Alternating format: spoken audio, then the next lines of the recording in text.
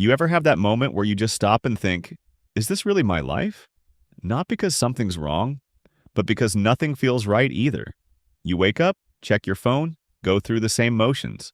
Work, scroll, eat, sleep, and somehow you can't shake that quiet unease that keeps whispering, when did I stop feeling alive?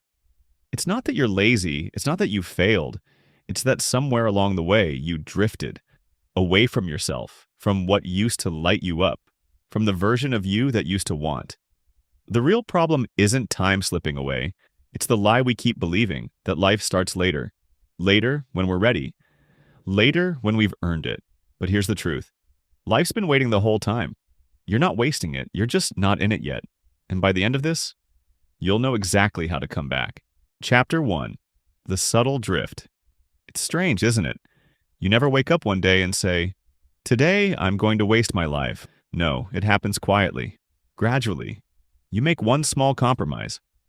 Tell yourself you'll get back to it later. You postpone that idea, skip that passion project, stay in that job just for now. And before you know it, the days start blending together. You're doing things, sure, you're moving, but not toward anything.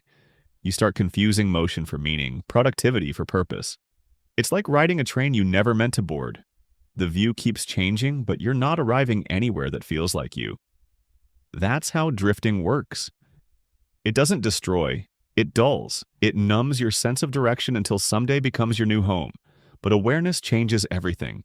When you start noticing what actually drains you and what quietly brings you alive, you stop floating and start steering again. That's not the end of your story.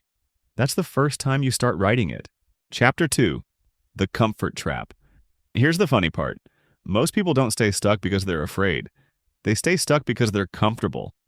Not the cozy, peaceful kind of comfort, the dull kind. The kind that keeps you safe, predictable, explainable. You've built a life that makes sense on paper.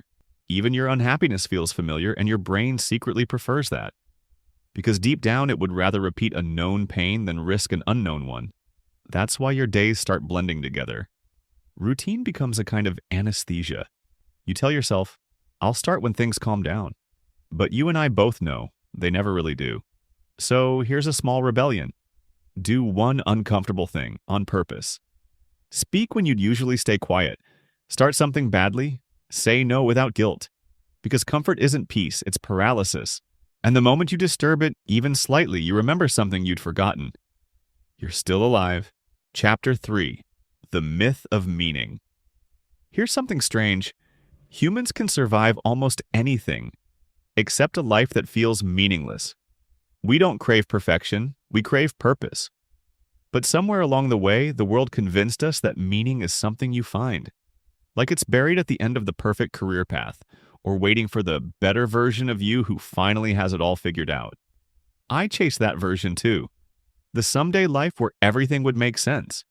But meaning doesn't arrive with clarity, it grows through commitment. It's not something waiting out there, it's something you build, piece by piece in the middle of the mess. You build it every time you pay attention. To the friend who needed to talk, the project that sparked something inside you, the quiet moment where you forget to check your phone. You stop feeling lost when you stop outsourcing your purpose. Meaning isn't discovered, it's constructed. And the moment you start building it, life starts feeling real again. Chapter 4. The Noise That Numbs You. Have you noticed how silence feels almost unbearable now? You grab your phone, open a dozen tabs, play something in the background. Anything to avoid being alone with your thoughts. Because silence reveals what noise hides. Restlessness. That quiet ache underneath all the scrolling, multitasking, staying busy. We think distraction is the problem, but it's really the symptom. The truth is, we're afraid of what we might hear when the noise stops. So we flood every second. Podcasts, playlists, screens, just to avoid that stillness. But here's the paradox. The more noise you add, the emptier life feels. Moments blur, focus fractures, meaning fades into static. Try this. Once a day, do one thing in silence. No phone, no music, just you in the moment. It'll feel awkward, even uncomfortable, then strangely peaceful, because silence isn't emptiness. It's where your clarity waits. And when you finally listen, you realize The voice you were running from was your own. Chapter 5. The Weight of Someday. I'll do it someday. It sounds harmless, even hopeful, but someday is where most lives quietly go to die. We keep stacking dreams on a shelf labeled later, until that shelf collapses under its own weight. The book you meant to write, the trip you meant to take, the person you meant to become, all stored safely in the illusion of time. The cruel part is, someday feels comforting. It lets you believe you're still planning, still preparing. But deep down, it's just fear wearing a reasonable face. Fear of starting messy, fear of not being enough. Here's the truth most people avoid. You don't run out of dreams, you run out of later. So stop promising yourself the perfect beginning. Give yourself permission to begin badly. Take one tiny, ugly step, today. Because someday isn't a day on the calendar. It's a story you tell yourself to avoid the one you could be living. And the second you see through it, that's when life finally begins moving again. Chapter 6. The Mirror Problem. There's this quiet belief most of us carry.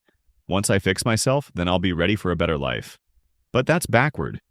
You don't wait to become perfect to live. You live, and through living, you become.